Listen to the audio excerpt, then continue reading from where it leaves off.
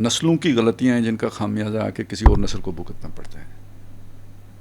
اب میں کدھر کدھر جا کے جو ہے نا آپ وہ سوراخ بند کریں گے. بعض اوقات ماں باپ کی کوئی بے اعتدالی ہوتی ہے تو اس سے اس بے اعتدالی کا اثر جو ہے نا اولاد میں چلا جاتا ہے. وہ پھر ان کو آپ جتنی تربیت دے لیں وہ پھر مطلب وہ کڑوا بیج ہے, اس کی کڑواہٹ نہیں ختم ہوگی. تو اس کے لیے تو اور طریقہ ہوگا نا کہ چلیں کڑوا ہے تو کم از کم نیم پہ نہ چڑھے, کسی میٹھے درخت پہ چڑھا دو, ہو سکتا ہے کچھ اس طرح کا ہو جائے. تو یہ بڑا کمپلیکیٹڈ مضمون ہے, یہ کوئی اتنا آسان نہیں ہے. لیکن بنیادی طور پہ آپ یہ سمجھ لیں اس کا تعلق ہدایت اور گمراہی کے ساتھ ہے. بنیادی بات ہے, بنیادی بات یہ ہے کہ اس کا تعلق ہدایت اور گمراہی کے ساتھ ہے. ہدایت اور گمراہی اللہ کے ہاتھ میں ہے.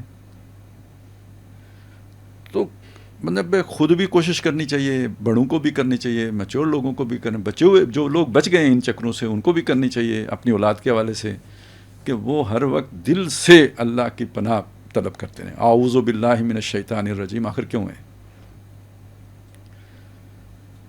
اور جو پورا پیکج ہے نا اگر آپ نے وہ سمجھنا ہے تو وہ پوری شریعت ہے. اصل میں شریعت ایک کلا ہے کہ جو آپ کو شیطان کی وارداتوں سے حفاظت دینے کے لیے اللہ نے آپ کو دیا ہے. وگرنہ یہ شریعت کی تکلیف اللہ تعالیٰ نے مطلب کوئی اپنے تسکین کے لیے نہیں دی ہے.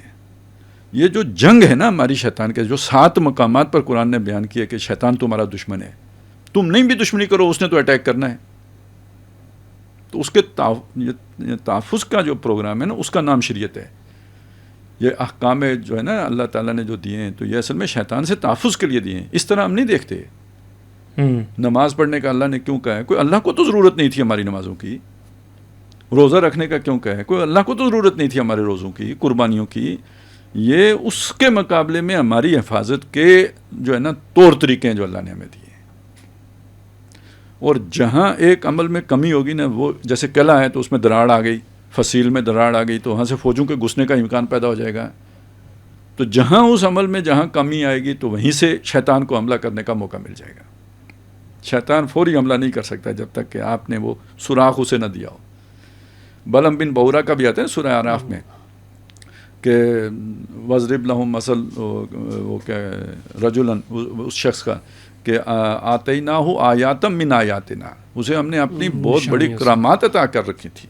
فن سلخ منہا, وہ ان سے نکلا, یعنی اس کا ایک پروٹوکول تھا ان آیات کا, اس سے وہ نکلا. جب وہ نکلا تو فاتبعہ الشیطان, شیطان اس کے پیچھے لگ گیا. سمجھ آئی؟ تو یعنی پہلی غلطی ہم کرتے ہیں, پہلا قدم ہم اٹھاتے ہیں, پھر شیطان کو موقع ملتا ہے اپنا سارا وہ کرنے کا. تو بنیاد اس میں بھی اگر آپ دیکھیں تو یہ شریعت ہے. پھر اور آگے گہرائی میں جائیں تو اللہ کی یاد کو برقرار رکھنا ہے, کیونکہ وَمَن يَعْشُ عَن ذِكْرِ الرَّحْمَٰنِ نُقَيِّضْ لَهُ الشَّيْطَانُ فَهُوَ لَهُ قَرِينٌ. جو رحمان کی یاد سے غافل ہوتا ہے اس پر ہم شیطان کو چھوڑ دیتے ہیں, وہ اس کا دوست بن جاتے ہیں. تو یاد سے مراد یہ ہے کہ ذکر نہیں ہے. عام طور پہ تو اس سے مراد ذکر ہی لیا جائے, یعنی زبانی لسانی ذکر مراد لیا جائے گا. لیکن اگر یاد کو ایمان کے معنی میں لیں, ایسا ایمان جیسے برننگ فیتھ ہوتا ہے جو یقین کے معنی میں لیں, تو اس کا مطلب کیا ہوگا؟ کھڑے بیٹھے لیٹے اللہ کو یاد رکھنا. یہ یاد رکھنا, یاد کرنا نہیں ہے, یاد رکھنا ہے. جیسے گھر والے یاد رہتے ہیں. اب گھر والوں کا ذکر تو نہیں کیا جاتا, گھر والے مطلب ان کی یاد خود بخود آ جاتی ہے. اس طرح اللہ کھڑے بیٹھے لیٹے یاد رہے. الذین یذکرون اللہ قیاما وقعودا وعلی جنوبہم, یعنی اپنی ساری معرفت کے ساتھ, اپنی ساری پہچان کے ساتھ, اپنی ابدیت کے ساتھ. اس طرح اللہ اگر آپ کے قلب و ذہن پر چھایا رہے تو شیطان کو موقع نہیں ملے گا. نہیں چھایا رہے گا تو بس شیطان کو تھوتھری لگانے کا موقع مل جائے گا. وہ اپنی جو ہے نا زہر انجیکٹ کرنا شروع کر دے گا.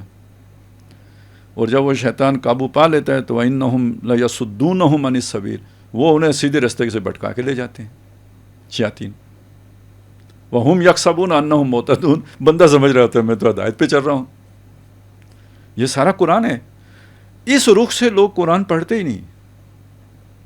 تو یہ اس پناہ جو ہے نا در حقیقت اس شریعت کے عمل کے اندر محصور ہونے کے نتیجے میں ملتی ہے. لیکن سر اس پہ آرگومنٹ یہ آتا ہے کہ ذہن خالی ہونے کا مطلب ہے شیطان کی ہماجگاہ بنتا ہے، تو آپ اسے جوڑیں نا، اللہ کی یاد سے خالی ہونے کا مطلب یہ ہے کہ شیطان کی ہماجگاہ بنے گا،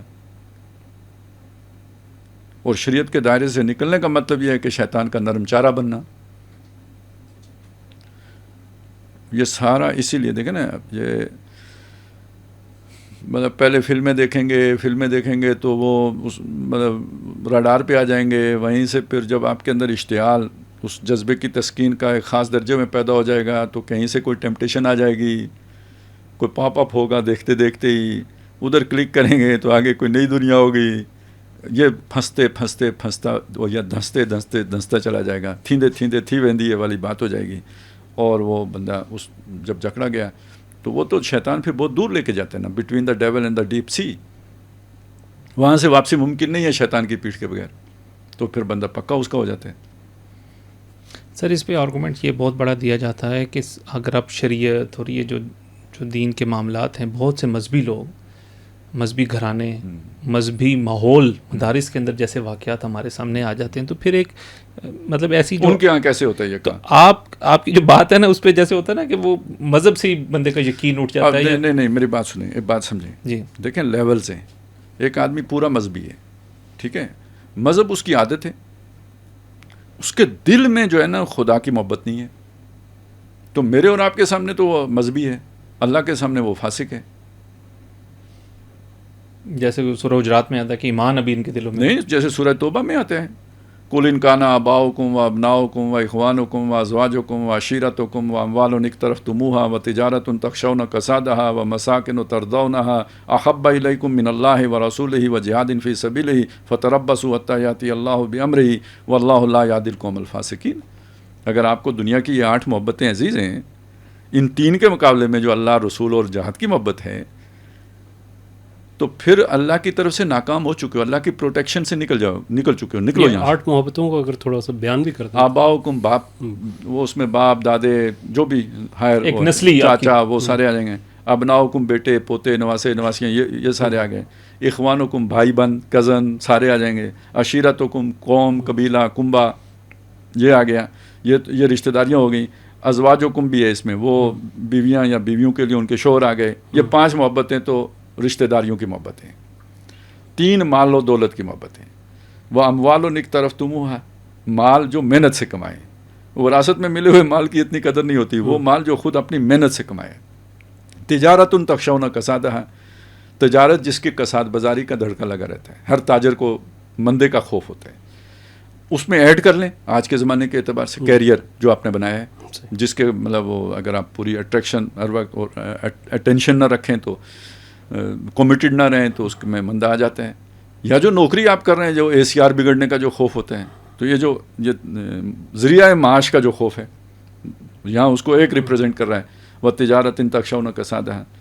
اور تیسری شیء ہے وہ مساکن و ترضون، مسکن کی جمع سکون حاصل کرنے کی جگہ یعنی گھر، اس کی جمع مساکن. ترضونہا کے 2 معنی ہو سکتے ہیں، جن پر تم مطلب بہت ریجھے ہوئے ہو، جو تمہیں بہت پسند ہیں، جو تمہیں محبوب ہیں، جو کھبے ہوئے ہیں دل میں. اور یا یہ کہ اس کا یہ بھی مطلب ہو سکتا ہے جن کو تم نے خوبصورت بنایا ہے، ڈیکوریٹ کیا ہے، فرنشڈ کیا ہے. ٹھیک ہے، یہ معنی بھی ہو سکتا ہے اس کا. تو یہ 8 محبتیں ہیں. اب دیکھیں یہی اصل میں رکاوٹ بنتی ہیں اللہ کی راہ میں چلنے میں. جو کہا نا یہ 2 جو محبتیں، اللہ اور اللہ کے رسول کی محبت، وہ عملی شکل ان کی کیا بنتی ہے؟ جہاد کی محبت. اللہ سے محبت ہے، رسول سے محبت ہے. اللہ کے لیے قربانی دینے کا مرحلہ آیا تو یو ٹرن. تو اصلاً وہ ٹرانسفارم جو ہوں گی، وہ دونوں محبتیں وہ جہاد کی صورت میں ہوں گی، قربانی کی صورت میں ہوں گی، ایثار کی صورت میں ہوں گی. تو اگر وہ جہاد کی محبت نہیں ہے، جان نہیں دے سکتے اللہ کی راہ میں، تو پھر وہ اللہ کی کیا محبت ہے آپ کو؟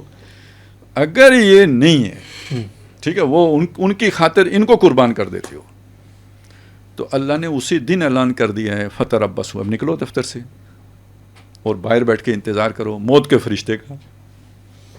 وہ آئے اور تمہیں لے جائے گا. باقی یہ ابھی طے ہو گیا ہے، لا یہدی واللہ لا یہدی القوم الفاسقین. ایسے فاسقوں کو اللہ ہدایت نہیں دیتا.